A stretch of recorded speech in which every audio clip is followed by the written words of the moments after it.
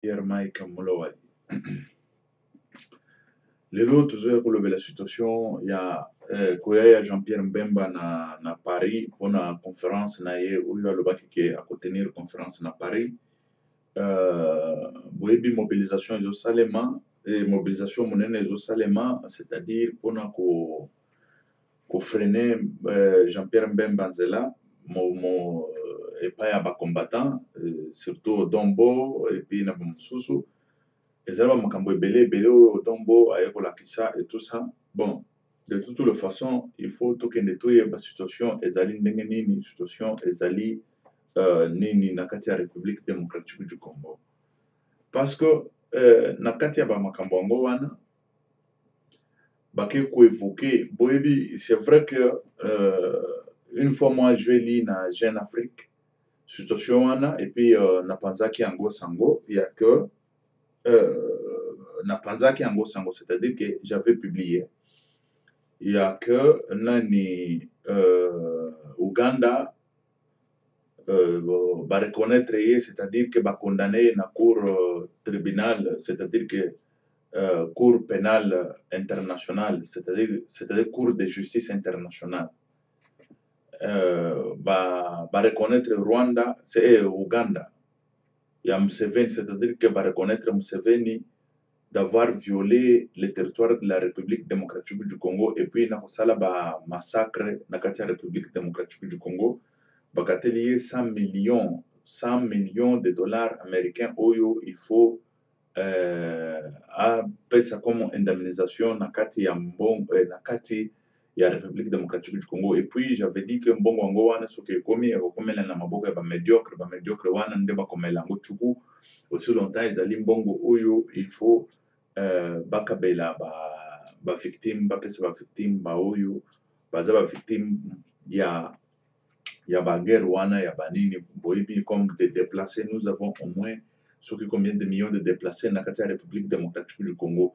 Et puis sur le plan international bazokende koloba ba déplacés oyo ba réfugiés baza na mboka na bango baza ba déplacés dans le monde entier. La République démocratique du Congo ezo battre record parce que nous avons au moins c'est combien de mille de déplacés oyo bafandi na babisika na bango te. Pourquoi? Pona kao oyo bazo mene kao oyo Kabila azotia na batunaye na kati ya République démocratique du Congo pona kobomaka ba Congolais kotikaka ba Congolais en désordre bana bakomi kozwa ba mama na bango babiloko wana tomona yango te nulle part kaka na kati ya République démocratique du Congo, là où il y a des serviteurs de Dieu, là où il y a des prophètes tozomona bango babimaka baprophète banani na baserviteur ya Nzambe. Mais likambo ya lolenge wana ezosalema na mabele na yo, likambo ya lolenge wana ezosalema wana ezali abomination ezosalema na mabele na yo bofandi nye bozoloba te en tant que prophète, en tant que Batunanzambe, en tant que pasteur, bishop, archbishop et tout ça.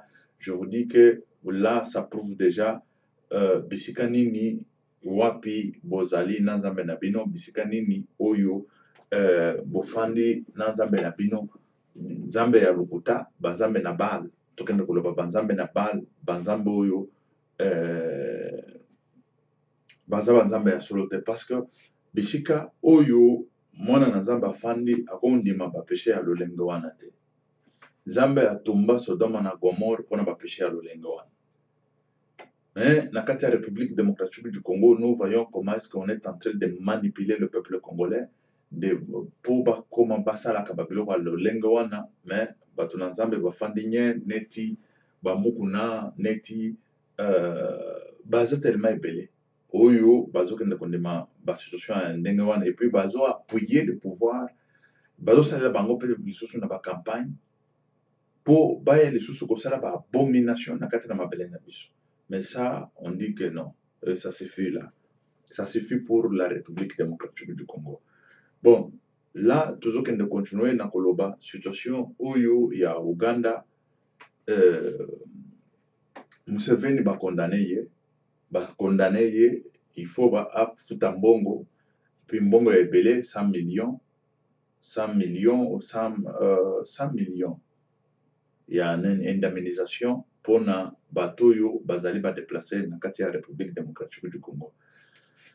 Bon, et puis condamné kaka mpona violence te mpona toloba kozwa la République démocratique ou conquérir la République démocratique du Congo, mais condamné ye pe mpona violation ya minéraux ya République démocratique du Congo oyo bazozwa bango bazokende koteka. Nayebi te soki naza clair na situation yango mpona minéraux oyo ya République démocratique du Congo bazozwa Museveni azokende koteka.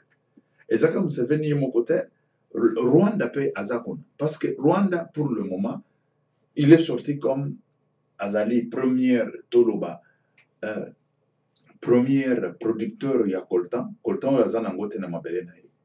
On a essayé de fabriquer quelque chose parce que c'est un pays voisin, fabriquer mini moko boye ya lokuta bakende kolakisa ke nde esika coltan ezobima. Mais aussi longtemps coltan eza même na frontière wana te, coltan eza na côté ya République démocratique du Congo, mine ezali na côté ya République démocratique du Congo, mais minéraux na biso ezokatisa kuna ezali kaka toloba paysan nde bazokatisa nani makambo ya minéraux wana te.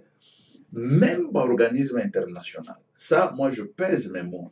L'organisme international, toujours que les MONUSCO, azana kati ya fraude wana, ya minéraux, association, ezali na kati ya fraude wana, ya minéraux, nani, biloko kirikiri, ezali na kati ya fraude wana, minéraux, fandi wana, ozoka, non, ezali association, soki ya nini, zoka bazozwa nde minéraux na biso bazokende koteka yango na kati ya Rwanda.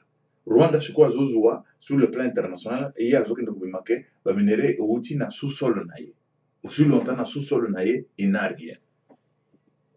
Très chers compatriotes, il faut toyeba nini oyo tokosala, toyeba ndenge nini sauver la République démocratique du Congo na maboko ya criminel, ya bandi, na maboko ya bato oyo bazoboma bato matin midi soir, bato oyo bazosakana na basi na biso, violer bango, mais au prix ya corruption. Peuple congolais est prêt à tout, est prêt pour vendre sa dignité, est prêt pour vendre la République démocratique du Congo, est prêt pour vendre même sa spiritualité. Très chers compatriotes, il faut toyeba ndenge nini tokobima na kati ya boumbu wana, boumbu ya Rwandais, Ougandais na pays nyonso voisin oyo bazoyiba biso minéraux.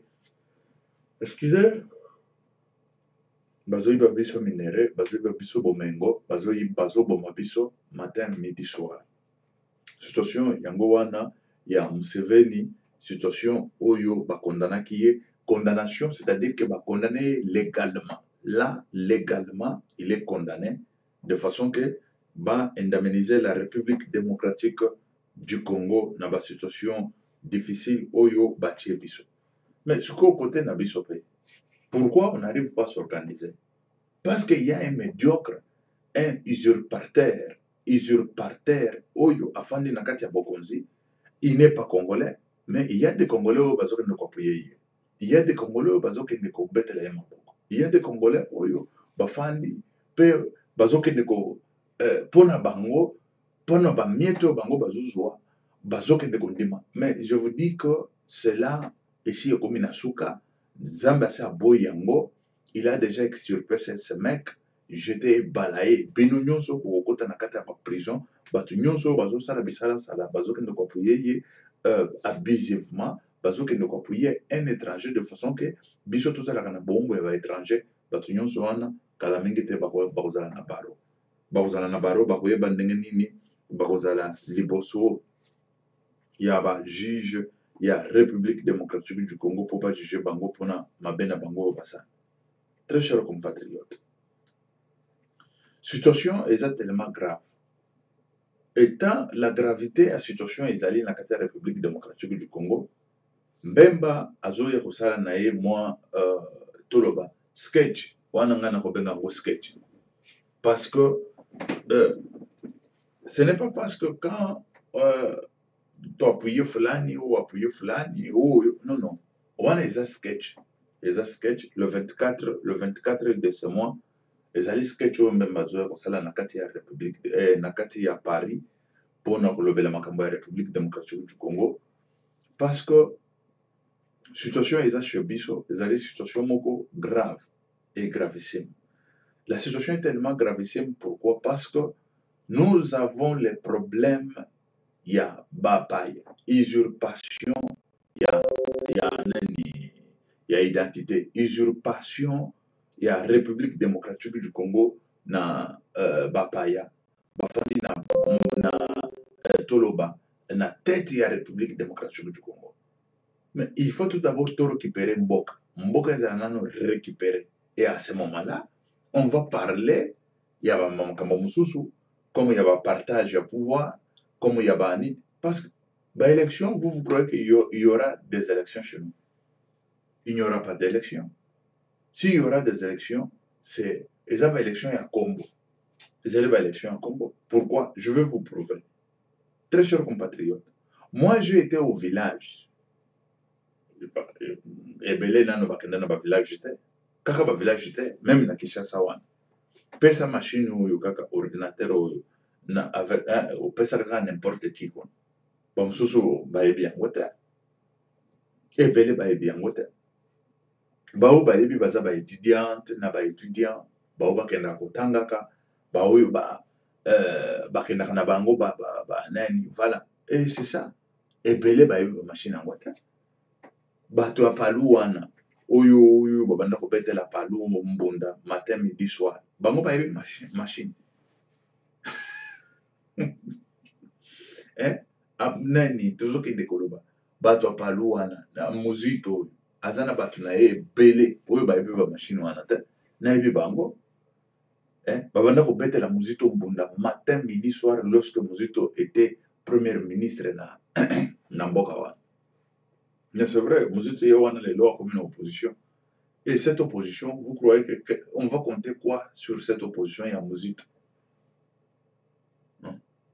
Sur cette opposition et à Mouzito, on va compter quoi et puis on va espérer quoi? Et puis Mouzito va préconiser quoi pour ce peuple-là? Et surtout pour son peuple, où il y a Mboganaï. Très chers compatriotes, tous allez dans une situation tellement difficile, une situation très critique. Mais la situation nyonso wana yango bomoni ba combattant batelemeli Mbemba ba combattant balingi lisusu balingi ko yamba Mbemba te Jean-Pierre Mbemba tolo ba Jean-Pierre Mbemba baboyi ko yamba ye pona koya kosala excusez très chers compatriotes pona koya kosala campagne ou meeting na ye ou séminaire na ye na Paris pour nous expliquer peuple. Parce que ça m'étonnerait de voir que ndeko na biso wana a planifié que eloko na ye oyo avant ba vote na bango. Bon, c'est-à-dire ba vote wana ezaki déjà eloko moko boye préparé. Bon, Félix Tshisekedi asengi na ye pardon, asengi na ye pardon na peuple. Asengi pardon pour pouvoir aller na babiloko wana oyo ezalaki babiloko moko yango te. Mais de toutes les façons, toyebi te soki la République démocratique du Congo ekozala sauver na maboko ya bato oyo avec opposition oyo tozomona ekozala sauver na maboko ya bato oyo avec nani. Mais non, moi je ne crois pas. Je n'en disconviens pas que bakoki kosala yango, mais personnellement nazokende ko comprendre que la République démocratique du Congo sera sauvée na ba Congolais oyo bazali enkoni nano boyebi bango te ke bango nde bakosauver la République wana. Et c'est ça. Ba Congolais bazali enkoni nazoloba oyo boyebi te ke bakosauver la République démocratique du Congo wana. Mais Nzambe asunga de façon que la République démocratique du Congo ezala sauvée. Mais, et puis, situation oyo tolobi il y a le 24, toyebi te soki bato bakokufa soki bakokufa te. Tozoyoka ke bato oyo bayambaka mende baza sikoyo sima ya nani sima ya Jean-Pierre Mbemba wana ekomi kopesa sikoyo mwa flou. bato bayambaka mende batambolaka na mende bango nde bakomaka bachauffeur ya mende bazokonduire mende na poto awa na poto awa mais bango nde baza nsima sikoyo ya Jean-Pierre Mbemba bazoappuye no Jean-Pierre Mbemba il faut asala meeting na ye ou conférence na ye na kati ya Paris. Et très chers compatriotes, vous croyez que dans cette allure-là, Jean-Pierre Mbemba travaille avec le pouvoir ou ne travaille pas avec le pouvoir? Là, ça devient un peu flou. Bon, on a des speech, il y a pas combattant. Mais vous voyez pas que bateau parfois tant balobaka makambo na bango nyonso ezaka lokuta te. Ba makambo na bango nyonso ezaka lokuta te. Ezana ba makambo bele ezalaka ya solo. Balobi pe ozo et puis bomo makambo eza solo. Même na Kinshasa wana batiaka litoi boye kuna balobi nini. Et balobi ndenge nini. Et puis bayebi ke awa vérité pe ebimaka eza ya solo. Pourquoi? Parce que ezalaka bato bafandaka na bango nde babemisaka basekele. Kaka bato oyo baliaka na bango butu matin midi soir bango nde babemisaka basekele. Oyoki boyebaka te ke boye na basouffle bino basali comme si rien n'était. Comme si rien n'était. Yango, il faut que ozala vraiment prudent, il faut que ozala vraiment très prudent pour la République démocratique du Congo pour situation ezali tellement difficile. Bon, sikoyo tozokende koloba soki Jean-Pierre Mbemba azo travailler na Bokonzi et c'est-à-dire Moïse Katumbi aussi ou quoi? Sikoyo entre le deux ici, les deux camps qui travaillent avec le pouvoir en place. C'est ça le grand problème. Parce que le pouvoir wana baza tellement malin, baza tellement très malin. Bafanda kabo ba beti bino nani bota tambo zota la bo bango yende ba mais musutu ki kuna ba chibana buchobuko siko qui travaille avec le pouvoir. Félix Tshisekedi ou nani G5 oyo etikali ya nani etikali ya Fayulu. Bon, tant tozobenga Fayulu boyebi G5 ezali Moïse Katumbi Félix Moïse Katumbi Matungulu Freddy Matungulu, non? Et c'est qui encore? Jean-Pierre Mbemba Fayulu Yemoko, hein? Martin Fayulu, qui encore? Hein? Je dis, voilà, Moïse Katumbi, Freddy Matungulu, Jean-Pierre Mbemba, voilà, bon, tout le bandement. G5 one, Ninga Batikali 5, et c'est vrai, bah, appuyer Ndemonabiso Fayulu. Est-ce qu'il y a quelque chose qui ne cloche pas, ou c'est comment? Parce que, toko kende ba situation mususu ekozala na mboka non bozomona machin oui tozomona machin Fayulu la fois passée ba situation bima wa o abanda kolia na ba nani kimbuta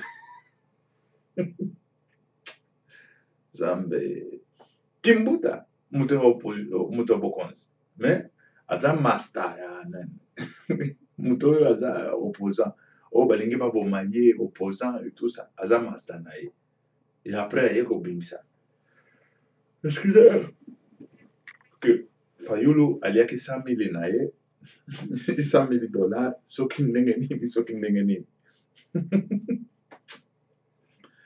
mboka wana mpona baventure très cher compatriote mais non mpona baventure toyebi te mpona baventure toyebi te mais de toute façon nzambe asonga toyeba ndenge nini tokolongola mboka wana na kati ya mabele wana na kati ya kao nzambe asala awa parce que moi écoutez tant nalobaka nzambe asala nzambe asonga et tout ça c'est parce que moi je suis chrétien au départ bon à part koloba prophète et tout ça machin mais biso nyonso toza ba chrétien biso nyonso toza bana na nzambe baoyo bandimeli nzambe baoyo bazosala na bakisi na bango basalaka mais nous sommes là on démontre la démonstration de la puissance de Dieu quel que soit bato oyo bandimi na bango te ou baoyo bazondima bandima Et surtout, boyebi, bon, wana examen parenthèse, boyebi bato ezalaka. Même Jésus-Christ, ce temps, il a guéri 10 lépreux. Bible elobi. Moko na ba 10 nda zongaki. Aye kolanda Jésus. Et tant Jésus atali bango boye, atoni, mais où sont les autres? Azolo bana ebite tout ça ba kenda na bango. C'est ça le grand problème, le mal. Le mal des enfants de Dieu, c'est ça. Il faut ce que nous avons fait, qu'on reconnaître. Qu'on reconnaître en pe ko yako betela merci. Bon, wana tokolobela ngo mokolo mosusu et tout ça tolobela nano likambo ya République démocratique du Congo ba situation oyo ezoleka na kati na mboka na biso. Il faut tosambela de façon que Nzambe alongola biso na kati ya kao oyo. Tozana kao moko ya kosakana te. Ti mboka nini na Afrika oyo babomaka bato moto alobaka ni anibe aza te. Ah, maintenant nazomona comme si toza na planète Terre. Bazo saccager bato matin midi soir. Moto akoloba ni anibe aza te. Mais c'est quoi ça? Pourquoi tout ça? Pourquoi ça? On ne se pose pas de questions. Bisika ngo wana ozokende kokuta ba muku na bafandi ba nani basonika futa ba nani, mais silence radio. Moko azalaki wana alingaki abanda ko 10 ans de prison ferme. Continuons. 10 ans de prison ferme. Bache et puis il continuons comme malade et tout ça.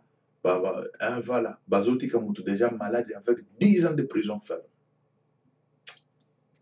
Ah, Zamba Songa. Zamba c'est songi pour la République démocratique du Congo. Nazo bisapino que Zamba c'est songi kala mingite tokomona lobiko na kati ya République démocratique du Congo. Tokomona lobiko.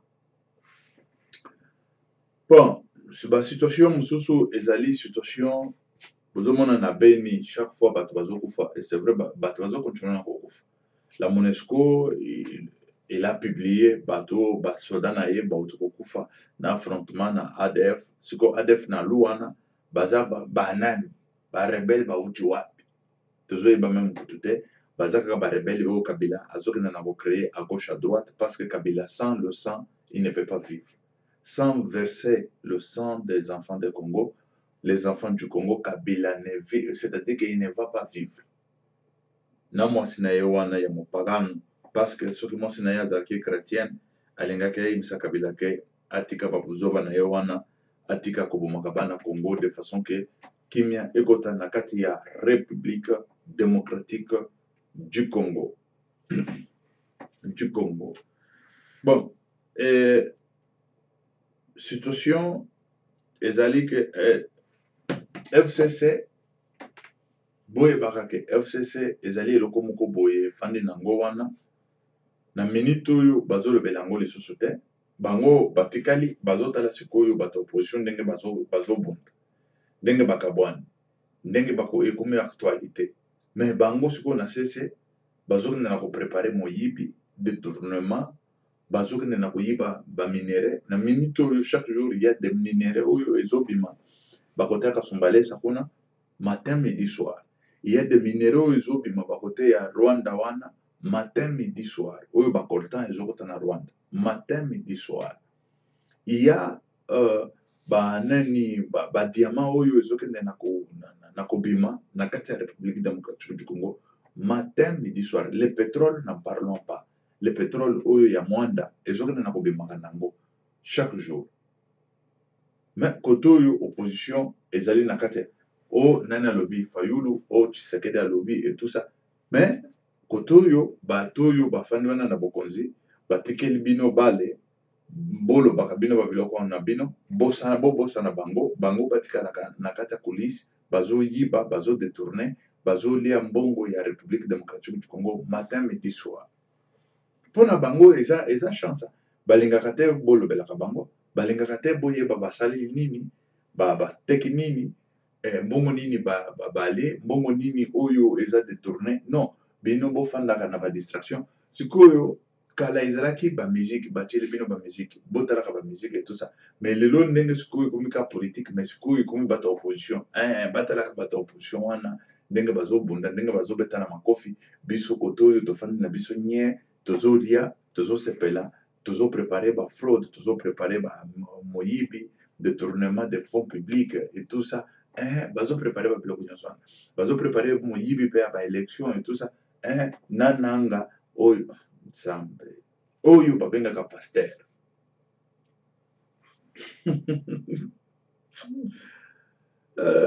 nga nayebisaki bino église wana ezali na fraude moko akosalana te église wana pas seulement nanga c'est-à-dire que ezali eloko moko boye ekota na kati ya église wana et surtout pas seulement na kati ya église yango mais peuple congolais la corruption bat son plein mon peuple congolais soki azolia corruption azoyoka elenge peuple congolais soki azolia corruption azoyoka azosavourer yango savourer que la corruption savourer la corruption et voilà c'est comme ça et c'est comme ça avec un congolais bandeko mokolo nini tokochange mokolo nini tokotonga mboka na biso tofandi boye totonga nano mboka mokolo nini oyo peuple congolais akokozwa mwa responsabilité na ye na maboko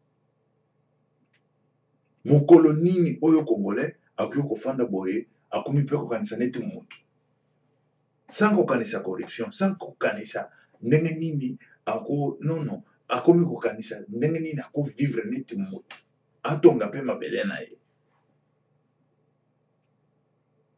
non il faut s'immigrer il faut kobima il faut kokende poto po vie bonga il faut mais c'est quoi ça tout ça c'est quoi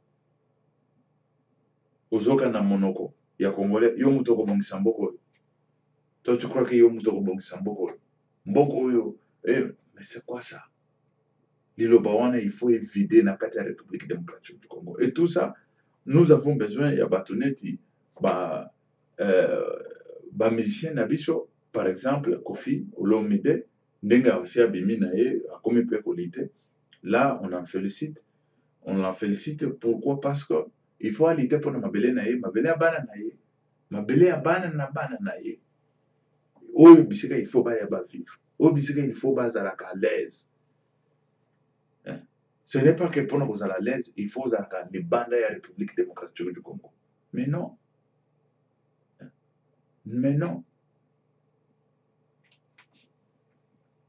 yango peuple congolais il faut toyeba ndenge nini tokolite toyeba ndenge nini tokotelemela makambo mabe nyonso ezolekana na kati ya république démocratique du Congo s'il faut dire que non il faut savoir dire que non mais oui eza na bato oyo babota bango soki ndenge nini baya toloba bazwa komona na république démocratique du Congo neti eza ya bango basomba neti bamende neti batambo mwamba banini basomba de la république démocratique du Congo etikala ya bango bino boza na droit te bino c'est-à-dire que bozofutela la république démocratique du Congo ya bino te mais bozofutela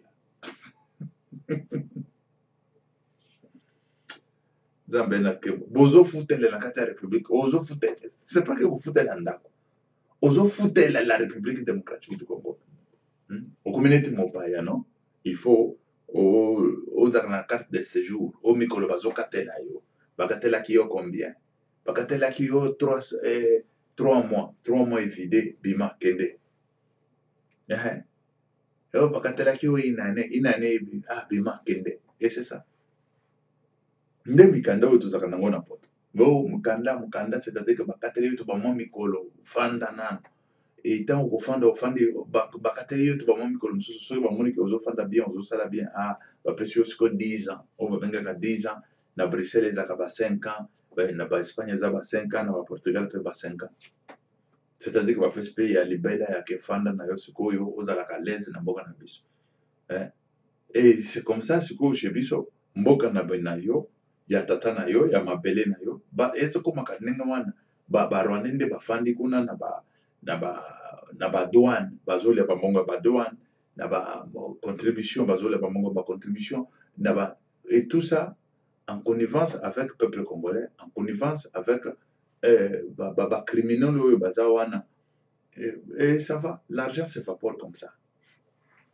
Et l'argent s'évapore. Moto azoloba ni A ni B azate. Soki olobi, bakoboma yo, mais c'est quoi ça? Bakoboma yo, la République ya yo, bakendeke bakoboma yo.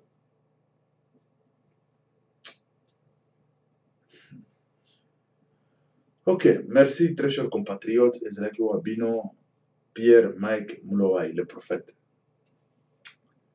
Wana tozokende koloba telema pona Congo, telema po obundela mabele na yo. Ok, merci. Ciao.